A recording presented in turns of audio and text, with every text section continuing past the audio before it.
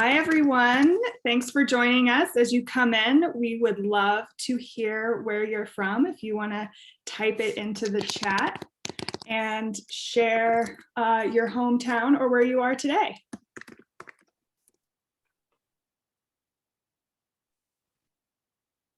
Awesome. We have some other Wyoming folks, Cheyenne, Florida, Colorado. Welcome, everyone.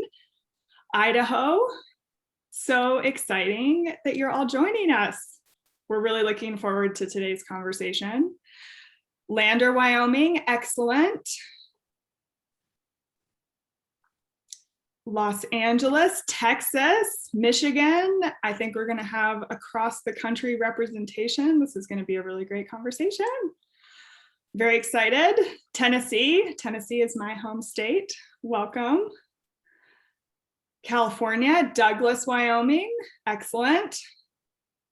If you're just joining us, if you would like to type where you're from into the chat, we are excited to see all of the representation we have from across the country. Downers Grove, Illinois, Cincinnati, Ohio. Wonderful. You are all in for a delightful treat. We have some excellent panelists today. Laramie. Let's see, Georgia, perfect. More Wyoming, Sheridan. Wonderful. We are going to get started. Ooh, Arizona, Washington, new states. Hi, everyone. Thank you to all of you who've joined us today for How to Share Your Story. My name is Natalia Macker, and I am the chairwoman of the Teton County Board of County Commissioners. I'm also the vice chair of the Wyoming Council for Women and a co-founder of the Wyoming Women's Action Network, where we work to advance the economic well-being, health, and representation of Wyoming's women and families. I also want to recognize the Equality State Policy Center and specifically the Gender Lens Project, which is designed to change our policy conversations and improve decision-making by highlighting the contributions of women in the Equality State's economy and in our local communities. For any of you joining us that are from outside of Wyoming, you may or may not know that Wyoming is the equality state. I decided to run for office because I didn't see women in the rooms that were making decisions, and because in so many ways our self-proclaimed equality state isn't so equal. I have had the chance to witness firsthand how much better policymaking is when many experiences and perspectives are considered. For me, this has ranged from making sure we have diaper changing stations and period products in our bathrooms to working on the gender wage gap and early childhood education. I'm also especially excited about today's conversation because my background is in theater and the performing arts, and I still work in the entertainment industry. So talking about stories and storytelling is very vital as we think about running for office. I'm thrilled to be hosting She Should Run's third stop on their Road to Run series for 2021. For those who are unfamiliar, She Should Run is a nonpartisan nonprofit working to dramatically increase the number of women considering a run for public office. Through data-driven content, education, and collective action, She Should Run identifies and tackles the barriers to elected leadership. Road to Run is a virtual event series that gives women a behind-the-scenes look at the path to public office. The past two stops on the Road to Run series discussed how you can hone your leadership skills, build your network, and get comfortable with fundraising before you declare your run for office. Each of these skills are essential to being a candidate, and today we're going to talk about sharing your story. Developing your voice is an empowering, crucial part of owning your leadership path. As a potential candidate or public leader, your plans and ideas are what others will support. And you are probably here because something in your background or experiences is driving you to make a difference. That story of who you are, where you came from, and your lived experiences is the center of your leadership style. Today, we'll hear two phenomenal storytellers and leaders tell their story of self and give their tips and tricks for how you can find your voice and start sharing your story, the role digital communications play in sharing your message, and the importance of active listening as a leader. Our first panelist is State Representative and House Minority Whip Andi Clifford. So we will welcome Andi. Hello, my friends and relatives. My Arapaho name is Coming Woman. My English name is Andi Clifford. Hinani e nina, I'm a Northern Arapaho woman. Ni itajana dal antana, I am happy you are all here. Ni itajana dal antana, I am happy to be here. My leadership story, I'll be very brief. I knew at a young age that I was going to be a leader, because we are told, especially as women, we are a leader to somebody, to someone, and especially of giving life, that gift we have of giving life and being a mother to this world, that being a leader, and particularly a woman, we have a lot to offer. I ran for state office back in 2014, and I didn't win. And that taught me a lot. It taught me a lot to ponder and reflect on why I didn't win. And looking back when I first ran, the biggest lesson was I didn't look for the reminders of my strength.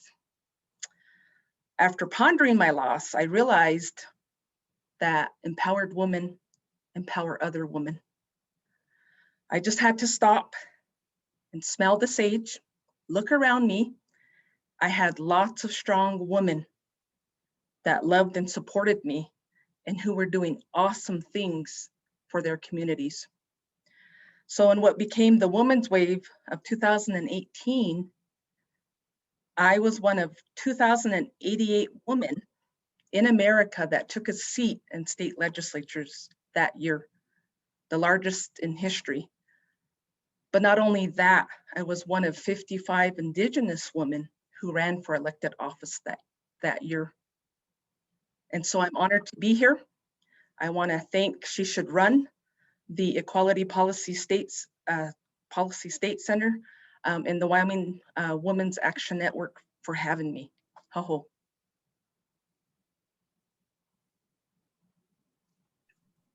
Thank you so much, Representative Clifford. We are now going to introduce Senator Tara Nethercott. She is a Wyoming native committed to legal representation for businesses and people of Wyoming, and she was elected to the state Senate in 2016. Senator Nethercott, you are muted still. Greetings and good afternoon. Thank you so much. You think I'd have this all figured out by now with so many Zoom meetings throughout the last couple of years. What a joy to be with you here today. So many wonderful women across this country. And I'm excited to speak with you as a fifth generation Wyoming woman from the Equality State to share with you my experiences and how our struggle continues here in one of the founding birthplaces of women's suffrage and women's rights here in Cheyenne, Wyoming. I was elected to the state Senate in 2016 and began my first term in 17. I always knew I would probably run or be involved in elected office or in decision-making positions within my community as a result of challenges I experienced as a young person as well. I think you heard Representative Clifford reference her same experience of being motivated as a young person in our state. And I experienced firsthand significant job loss and hardships for my family, which is part of my story and sharing my story, and one that I've always been challenged with. Being an introvert, you will hear about, I struggled with sharing too much of personal details about myself and always wanted to keep it fairly professional and focused on the job and focused on those issues, and learned very quickly that it was necessary for me to maybe share more of myself and more of my motivations other than just a desire to run and serve the people. And that really stemmed from my childhood, where my father lost his employment. I grew up in a wonderful family and a stable home, loving parents and brothers. And we we of course depended on my father's income. And as a result of an election, my father's position was eliminated. And so was an entire department of people and families. And the devastation that impacted my family impacts me to this day. Recognizing that we were without an ability to pay for shelter and to pay for food, and understanding those challenges from a proud Wyoming family who worked so hard and was educated and did all of those things that proud, reasonable, independent people do, and then the need to rely on different resources and services in order to survive. Recognizing the important role of government, recognizing that the decisions that I make affect women and children and families and fathers, and have a real impact on people's lives, really motivated me to run and recognize the significance and importance for the right people who understand the significance that those decisions make on real people's lives. Important for people like myself to run for office, to be those decision makers in that position of trust and respect and honor and humility, to know how much we can impact the people that we serve. And so that's my story. That is my motivation for running, to recognize those impacts for generations of families in Wyoming to come. And I'm so excited to be here today. And thank you for having me. Thank you, Senator Nethercott. You are both invited to join us. We are going to move into a moderated question and answer session. And a reminder for our attendees, if a question pops up for you, you can put it into the Q&A, and we are going to save time at the end to address some audience questions. Something I loved from both of you, from your leadership stories, is how from a young age you both developed and recognized within yourself a deep sense of responsibility. So thank you both for answering that call and choosing to run for office to represent us in Wyoming. It makes me feel proud.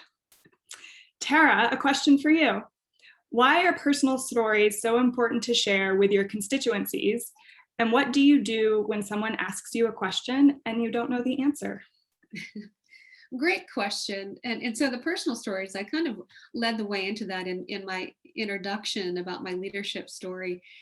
And again, in full confession to those of you interested in running and may have run, I did not share that story so freely. In fact, I didn't for quite a while, and really kept it focused and recognized the need to connect more with my constituents so that they understood my motivations genuinely and were able to connect with me in a real way.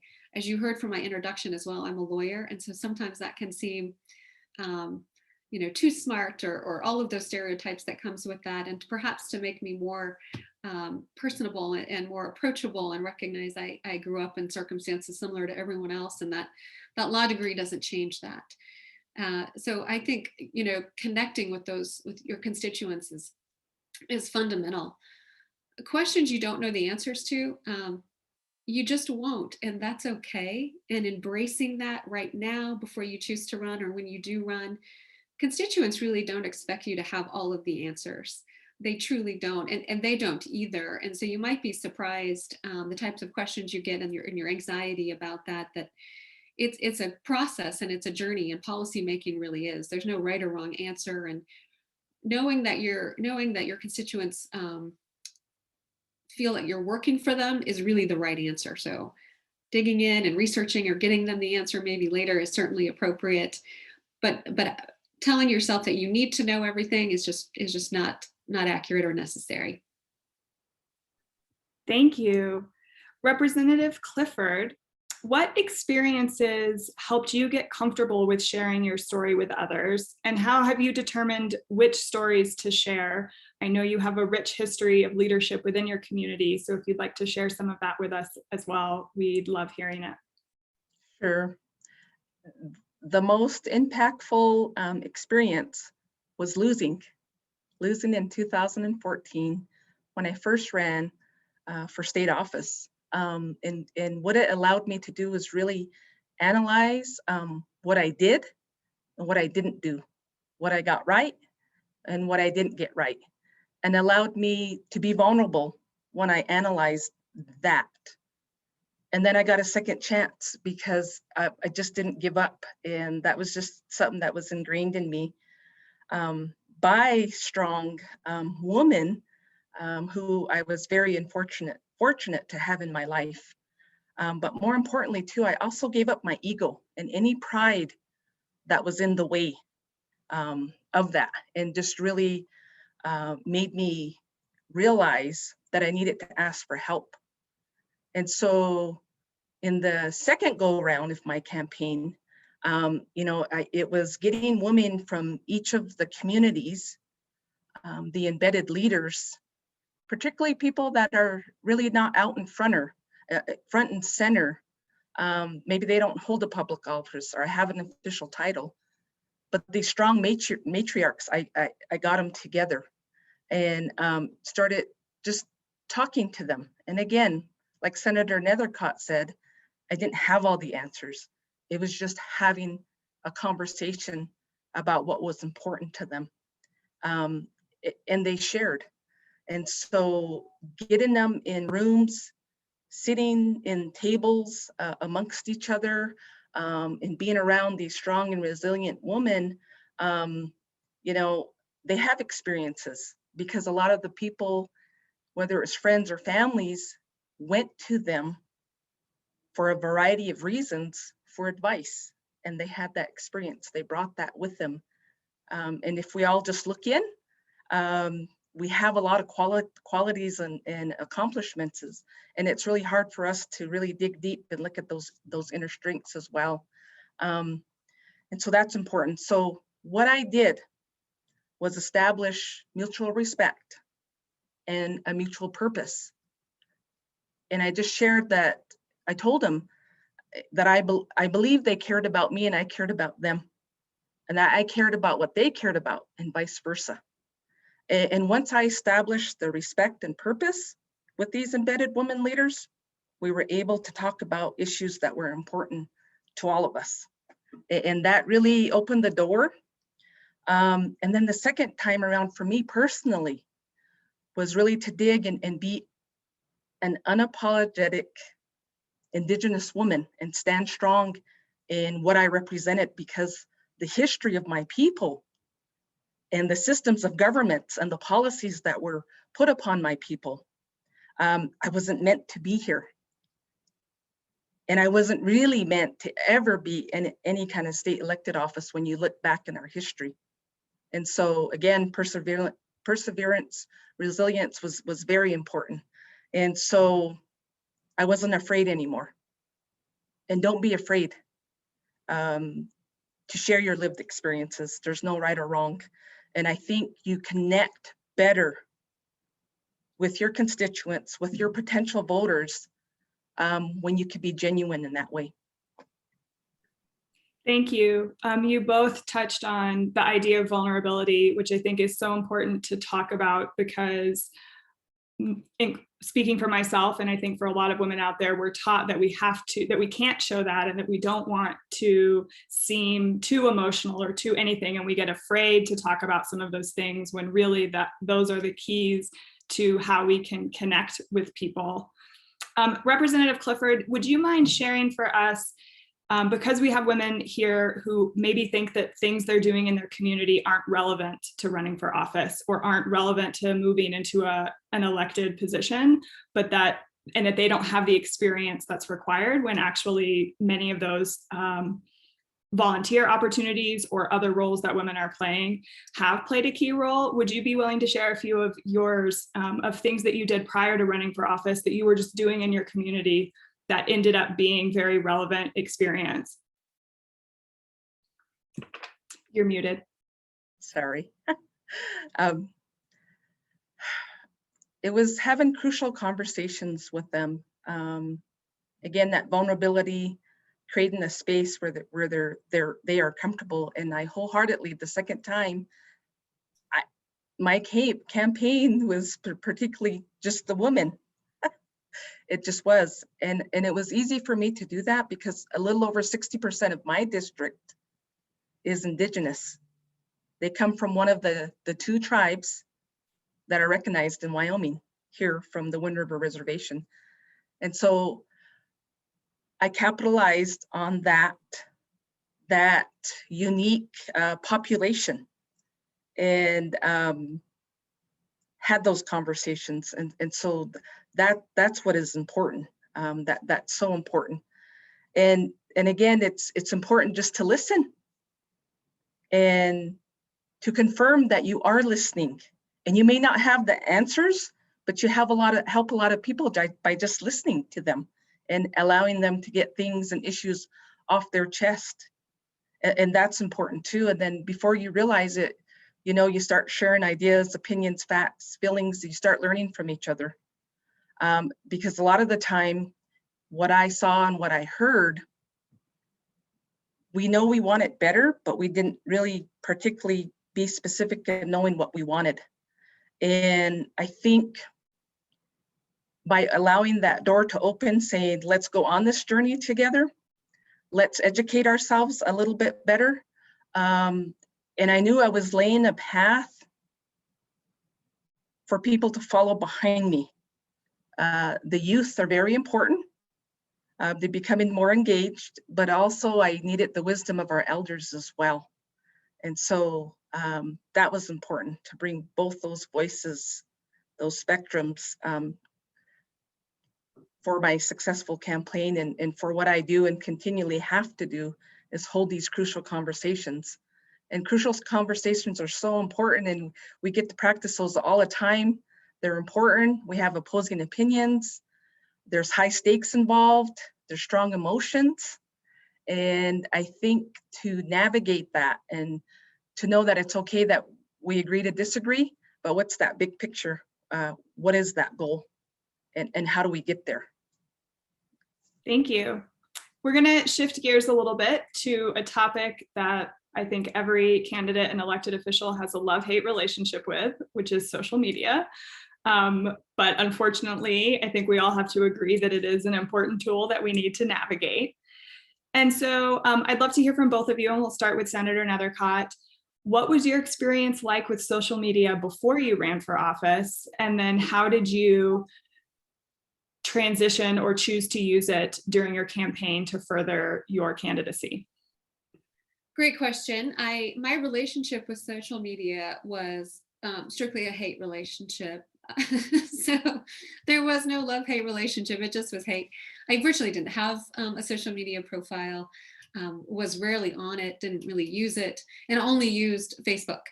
Was the only social media that I had used at that point in time, and unfamiliar with most of the others as a result of being a professional and theoretically aging out of social media after college and all of those pieces. But quickly realized how important it was, and it is fundamentally critical to have a strong and credible social media profile. It is the easiest and quickest way to communicate with your constituents at the least amount of cost, right? So the reality of that is just unequivocal, and so it's something that everyone must embrace.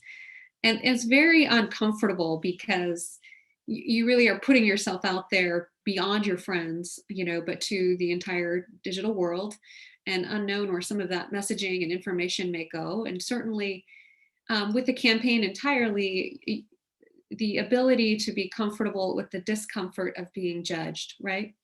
Because when you're creating that social media profile that voters or constituents or really anyone who might have an interest goes to that page and is making evaluations about all kinds of things, your platform, your policy, your looks, whatever it might be. And so just being comfortable with the discomfort of being judged is really important, and just kind of embracing what that experience looks like. It requires some humility, because not every picture that has to go up on social media to show that you're doing things is a good one, right?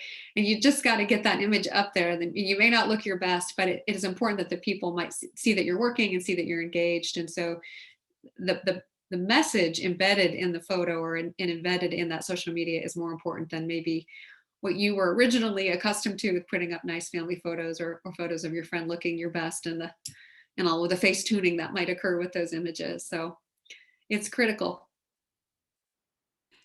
Thank you. Representative Clifford. Sure. I had a love-hate relationship, didn't really hate it. I started out with Facebook. It was my first social media experience. Did really good on positivity. before I ran. And before I ran, you know, try to inspire, empower. And then there was times during conflicts, you know, within my personal life. And I guess I would call it probably two personal things that I probably shouldn't have posted out there, that should have remained private. And I'm guilty of that. You know, I'm really guilty of that. But again, like my colleague had mentioned, Facebook is the platform for me and my constituents to amplify my voice and to do it in an easy way to reach the largest amount of people when you have something important to say. And the first time I ran, I didn't really post controversial stuff because you don't want to put yourself out there. I just didn't. I talked about education, talked about health, the big items, but I didn't get really specific in where I stood on certain policies and what that was. I just kind of talked in general because I was fearful of that. Like, was I ready for any pushback or anybody disagreeing with me? And I didn't know how to handle it. I was scared. I was really scared. The second go round, what I did was usually really use the platform, and I went on to Instagram a little bit better because I was able to communicate with youth, and they're like, we're really not on Facebook. You know, it's an older generation type of thing. Old people get on there. That's what I was told. Can you do Instagram?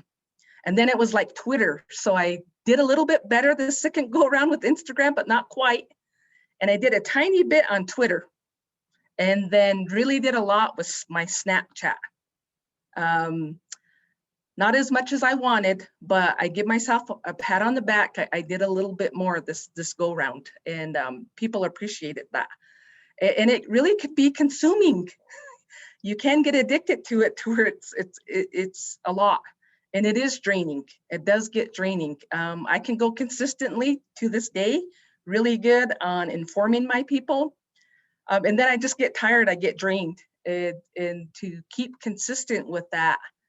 And just knowing that, you know, I'm an elected official and I have to keep the communication constant. And so that can be important as well. And then also the second time, just really delved in deep to my policies, got more comfortable that people were gonna disagree with me, and that was fine. But this is where I stood on some things. And had some great experiences with social media where people were able to reveal in their questions to me other perspectives, something I didn't think about at all, that I may have passed over or overlooked. And I appreciated that because I don't have all the answers. We just don't. And then the other thing, again, using the youth and my elders, did photo shoots, simple but powerful messages, using my Indigenous art and artists, and then using those photos went a long way with my constituents. Simple but powerful pictures, simple but powerful messages. Thank you. For anyone joining us from outside of Wyoming, I just want to make the disclaimer that Facebook is very big in Wyoming, and I think bigger and more used by elected officials in Wyoming very broadly in a way that it might not be in other states. And so I'm in awe, Representative Clifford, because I did not venture into the Snapchat world. But when I was running, particularly my second race in 2020, used Instagram a lot and found definitely engagement from different demographic audiences. And so started to tailor some of the content and messaging in the locations based off of who was engaging there. And so I'm wondering, Senator Nethercott, if you have any thoughts on choosing what kinds of messages to share on social media. I know I certainly wanted to kind of stay in the puppies and kids and fun, non-controversial space and talk about policies, but not necessarily get into controversy, but that there's also a lot of value because of the engagement that's there. Yeah, great question. And I think something that needs to continue to be evaluated in our, the globe over, quite frankly, is how we engage with social media and the value and the utility that it provides, and the appropriateness of engaging in complex conversations using social media platforms, which may not really lend itself to the level of depth that the conversation requires. So, I think you're right that Facebook is important. The demographic associated with Facebook, as Representative Clifford indicated, and I think probably most of the folks watching know, is an older demographic. But what do we know about an older demographic? they vote. And so they have the highest voter turnout. So I recognized that and just leveraged that pretty effectively, and didn't try to spend time understanding maybe some of the other platforms just as a result of a need to take care of my own resources and availability. The type of messaging you put out, similar to Representative Clifford, interesting to hear that story. I started off kind of pretty soft because I was creating this image for myself. And so, just some classic images of, campaign signs and going door to door and, at the local fair and those types of things. And just to get introduce myself to the public. So kind of a soft opening, if you will, and get that interest and buy-in. And then started taking a little bit stronger positions. And of course, constituents will ask you on a lot of those key pieces. And so you've got to be prepared to take it. There was a point in my campaign, and I was in a hotly contested campaign against 2 other men in the primary, and then one essentially incumbent in the general. I obviously beat all 3 gentlemen in good races. But because of the contested nature of those, it was important for the constituents to learn our policy differences. And so I remember being scared as well, and knowing that I was making a pivotal decision to come out on very key issues facing Wyoming, one being Medicaid expansion. And this was back in, again, 16. And so I knew that this was going to either get me voters or lose voters, but there would be a decision made regarding my position on this, knowing the significance of coming out that way. And I did. I made a video and took a position in favor. And I believe that decision allowed me to win the election, and got a lot of feedback about it as well. And I started to be seen more as a credible candidate for talking about substantive policy issues, and making a hard decision about that instead of just the local Republican at the county fair type of a situation. So I think it's a valuable tool, but I would urge caution for anyone thinking about it, wherein you do have to have the bandwidth to respond. And oftentimes we just don't, in Wyoming, we don't have staff. And so we're doing our own social media. And so many times there are maybe messages that I would put out there, but I know that I don't have the ability to go back and look and respond to maybe constituent questions or issues that might arise. And so I just refrain from engaging in that because I don't have the ability to substantively respond. Thank you. Anything to add, Representative Clifford? Yeah, she brings up a great point, my colleague here. And there's sometimes when we're talking about bandwidth and controversial things, and people like the platform, that's what they like to do. I guess we call them trolling, people trolling. And it's navigating and assessing if you reply. There's sometimes I just reply via Messenger. I'm not going to put it publicly on my page, and we'll have a conversation that way.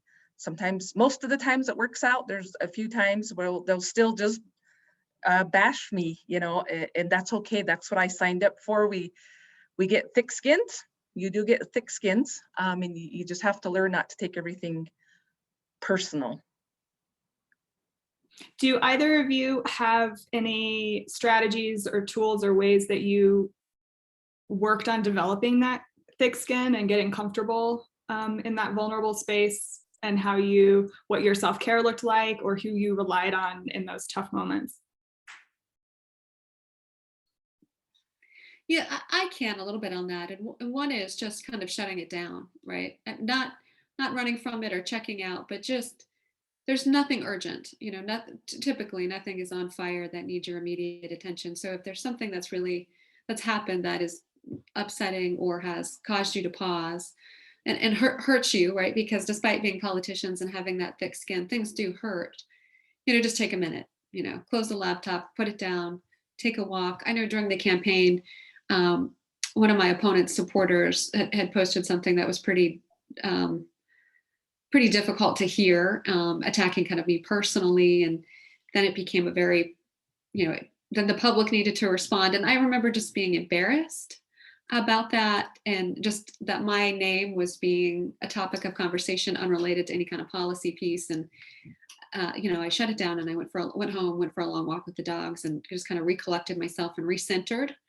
and prioritized, and just thought, let's just go do this, and take comfort in that it's a short news cycle, and within a short period of time, everyone will have moved on to the next exciting topic or redirected conversation. And so know that everything is short-lived and live to fight another day.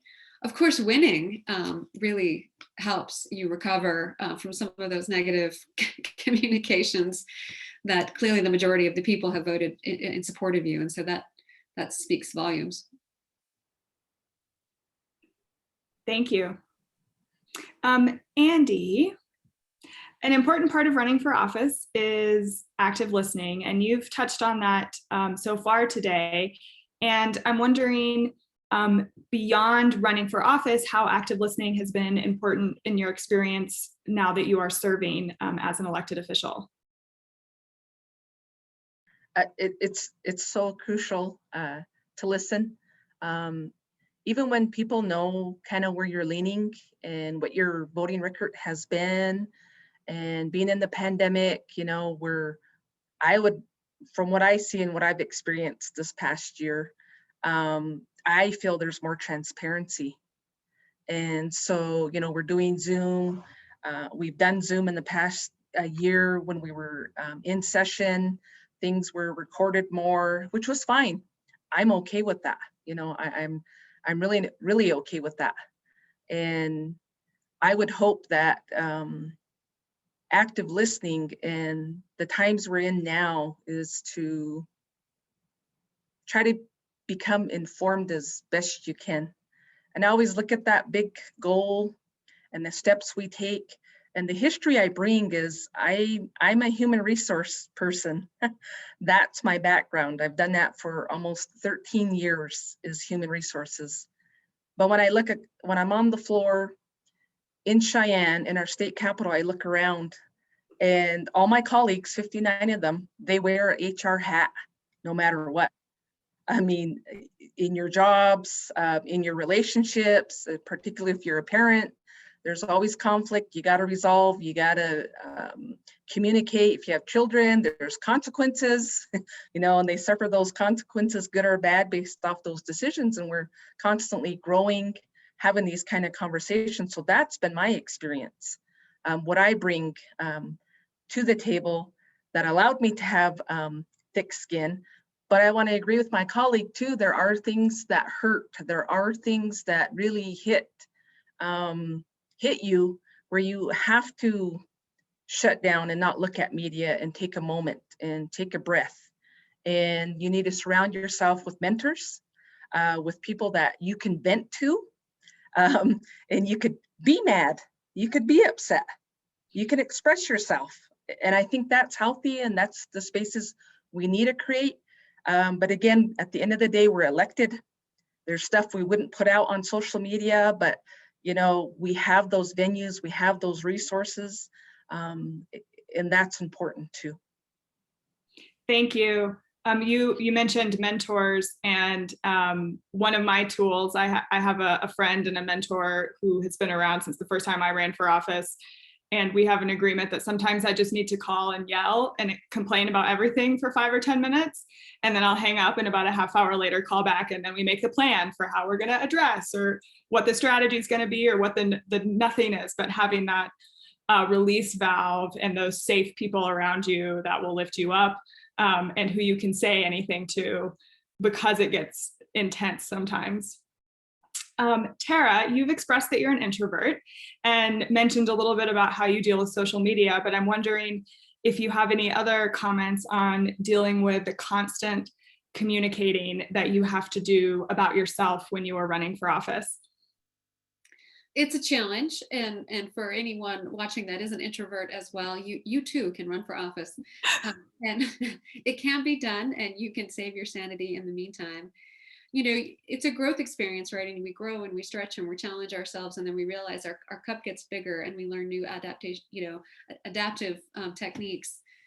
So my ability to engage is increased than it was before, and I need probably less downtime than I did before to kind of recover from all of the engagement that I do need to do. So you get stronger in that sense, and you grow in that sense, and that's a wonderful thing to do as a person and as an individual. And elected office certainly requires that.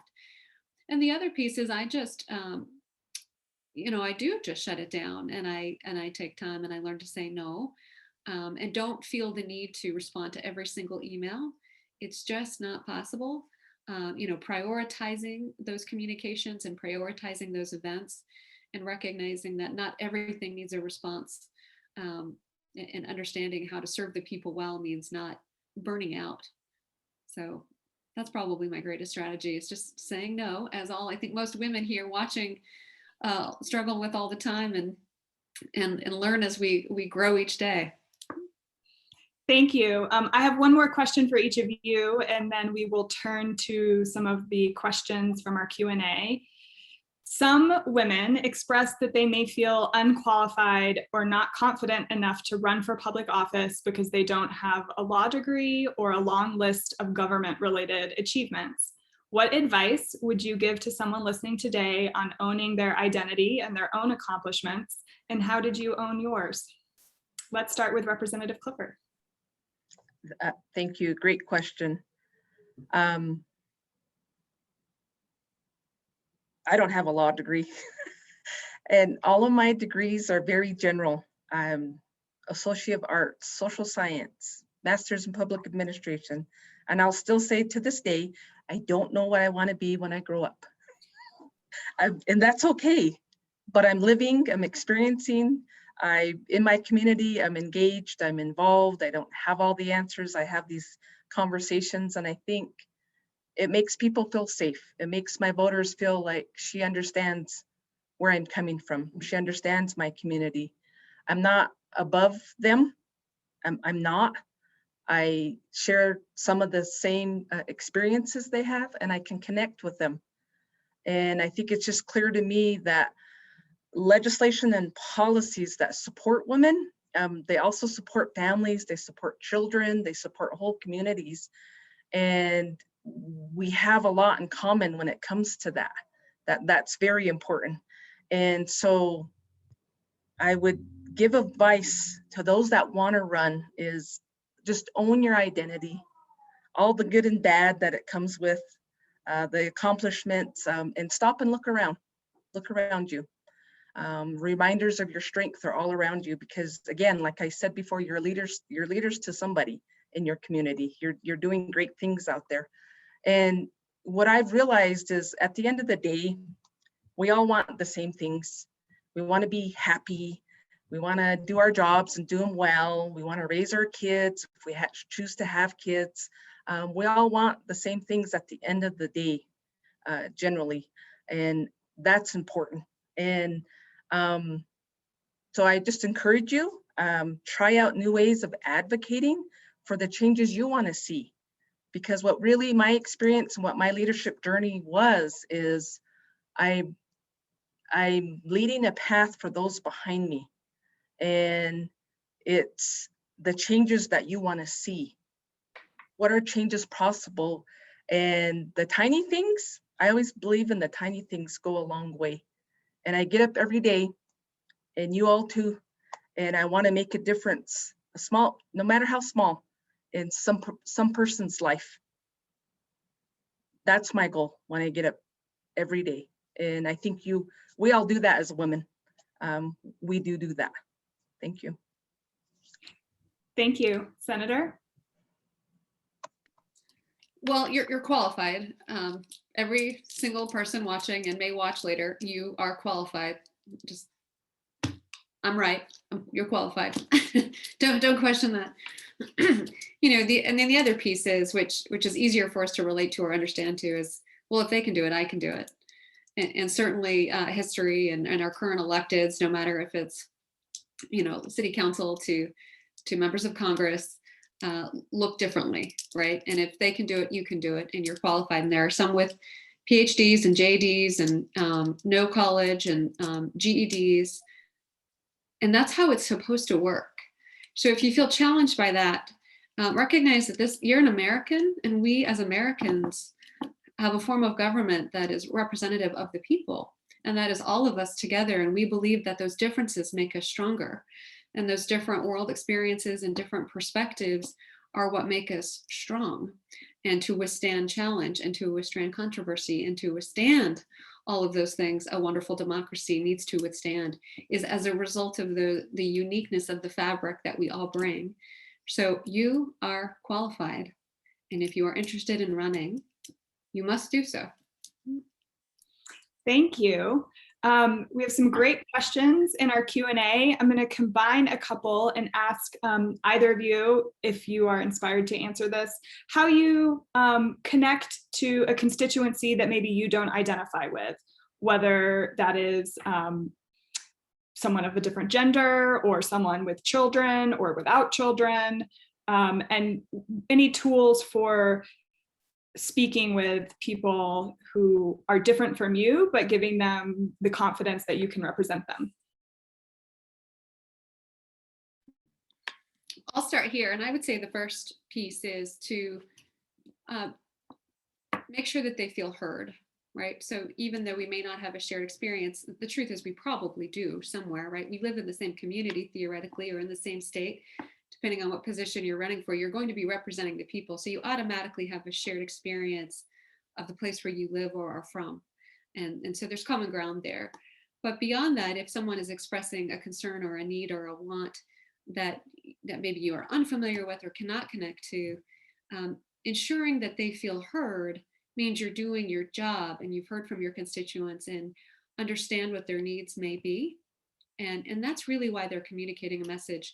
They just want to be heard and felt like the process of government is working and that you can speak on their behalf, and you understand what that means because you have actively listened, right? You have heard them, and they feel government is responsive in that way. And I would just like to add, piggybacking off that too, is listening is important too. And it's just a question, what do you care about? What's important to you? You know, just asking an open-ended question and really listening. And it goes back to, you don't have to have all the answers, and you're not going to have all the answers. You're just not. And that's the diversity of representing a district. And there are people that don't, you know, not the same gender, not the same race, not the same occupations, or all of those things. And that's okay. And it's okay to not have the answers and tell them, you know what, I don't know. Could you share with me? Can you enlighten me? Can you educate me? And if I don't know a question, I'll go find it and I'll come back and I'll get you the best answer that I could find. And that's just being real and just being human. Thank you.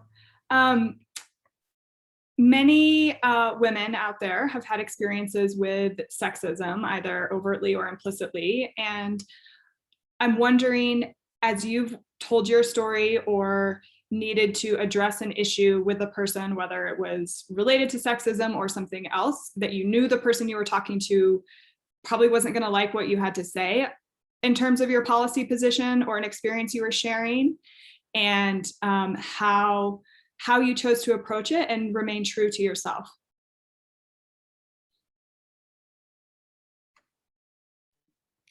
So I think the question is how do we as elected women deal with sexism or other type of maybe gender discrimination that we may experience either, you know, in our chambers or from constituents. And I think it's how we as women navigate our daily lives anyway, right? And so with grace and with dignity and with sometimes disregard, right? I mean, if someone is behaving poorly, that doesn't mean that it deserves my response. And there's a significant amount of power in that, right? Or it might deserve my response, which is an immediate correction or an account of the behavior. And it just depends, right, on the circumstances. But recognizing that those interactions are few and far between in my experience. I mean, certainly they exist and they happen, but it is not the majority of my experience, nor do I believe that it interferes with my ability to effectively legislate or represent my people. I wholeheartedly agree with that too. I really do. Few and far between, but I think it's owning my voice, and there's my experience. I had to have a crucial conversation with something that I felt that wasn't appropriate. And it was just taking that person aside, having a one-on-one and just establishing healthy boundaries so they understood where I was coming from. And I think that respect was letting them know that I will be assured if I have an issue or something with you, I will come to you and talk to you about that. And I will vocalize and let you know that. And I think the reputation that you have, you set that. But I think collectively, in my experience, and I admire Senator Nethercott. I think of her as a role model. I really do. And I think as collectively as women and our experiences as a whole in the Capitol, we help each other out collectively. We probably don't think, or we realize that we're doing it, but I think collectively when we have conversations, it's intense.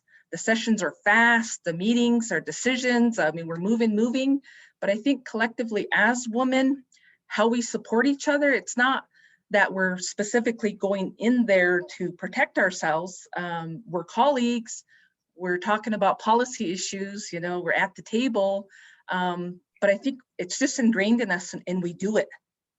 And we have a voice, a collective voice, and we share that in one way or another. And I think our colleagues, gender-wise or otherwise, understand that. So some may be going on the Senate side or another committee that I have no part of, but we all talk.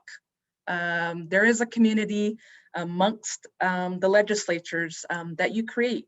And for me, it's been very positive, and you create friends, you create family, you just do. And so I'm not saying it's all roses, it's all happy.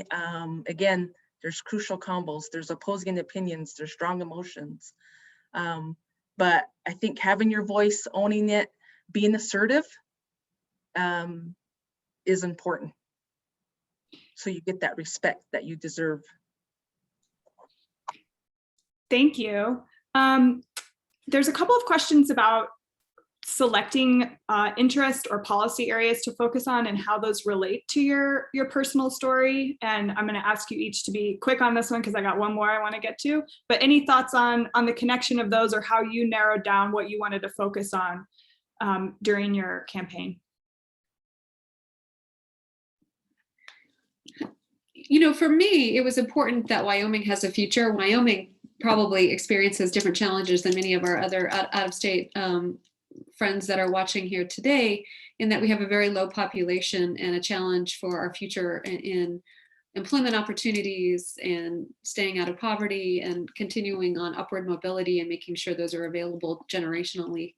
And so, you know, as broad as that topic is, you know, that's the focus, right? Is really building a future and understanding how to create pathways for the future.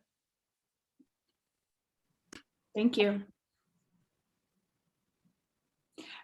So we have some questions, and I'm happy to help answer this one about, you know, digging in a little bit more on dealing with negative interactions on social media, either for people who maybe are using that exclusively as a way of communicating and not engaging in other traditional media, or dealing with attacks or different things on social media. Some advice I was given that I'm happy to pass along is to A, not be afraid to delete a comment or delete something if it is offensive. It's your page and you get to curate the content there. And nothing says that you have to keep every item on the page. And another tool that was suggested to me that I have, since I've been an elected official, tried to use and found helpful was if someone engages with me and it makes a comment on a post I've made and I choose to reply and they kind of take it to the next step, is not to go further than that. And I will often invite someone to a different platform where we can have a more real-time conversation, obviously in a safe manner.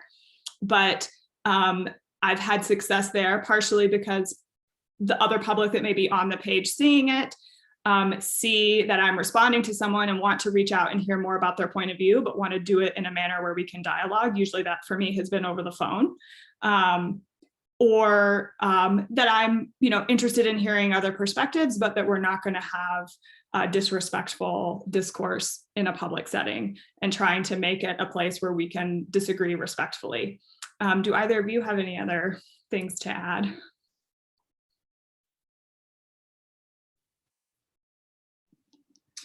Yeah, I would. One, I never created a practice of responding to every comment. And so you and the users who interact with my page recognize that. So I've kind of, I wouldn't say trained the behavior, but in many ways I have, or at least the expectations from me. So as indicated, understanding my bandwidth, I really don't have the ability to engage with multiple constituents on a variety of topics. So I don't. I just don't start that option to take place. And also probably, in reality, there might be, some part of my, I think, profile or perception is that I probably do have some credibility in what I am saying. And so if there's an effort to engage, it's going to require a skill set as well, as opposed to trolling or just attacking. I haven't experienced much of that. Probably, again, as a result of kind of curating the behavior or curating the expectation, and ensuring that if you're going to comment or ask a question, it best be good.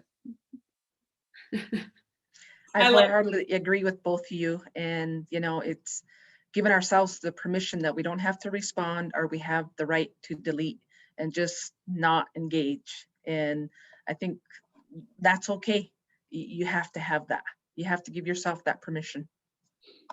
Another tool on the social media front that I have seen people use is and it's different. I think this is probably mostly for Facebook, but having kind of a ground rules laid out in the about section of your page, so that if you are starting and you are doing that and someone is upset because you deleted their comment, or upset because of something, that you just point them that, this is the expectations I have for my page, and then everyone is being treated the same. And it can give you some of that comfort that it's okay what you're doing, and that you don't have to respond to everything because you have limited bandwidth, and staying safe is also really important. And that can be a place where those lines can be blurred. We could have this conversation all day. Unfortunately, it's time for us to wrap up. I want to thank both Senator Nethercott and Representative Clifford for sharing your expertise and experiences with us today. Some highlights for me are that it's okay to be vulnerable, that you both care so deeply for your community and for our state. And I think that speaks to what women should look for in themselves when they're deciding to run for office, is, do you care about your community and want to make it better? And that starting in that foundational place is really all you need to do. Also the importance of listening and communication, and that's going to evolve and change over time. You've both shared experiences of how you were in one place when you started, and now you're in a very different place, and who knows where you'll be for the next office that you choose to run for. So thank you for being candid with us. We are also grateful to each of you for attending, for asking such thoughtful questions, and committing to support the cause of women's political representation. As you close out, there's a brief survey. It only takes about 3 minutes and allows She Should Run to continue to provide events and activities that address your questions. You can find the link in the chat. She Should Run helps uncover the roles each and every one of us play in advancing women's representation. If you would like to continue today's conversation, we invite you to join the She Should Run community and continue to engage with some of the incredible women participating as attendees today. Thank you for attending, and we hope you all enjoy a wonderful day.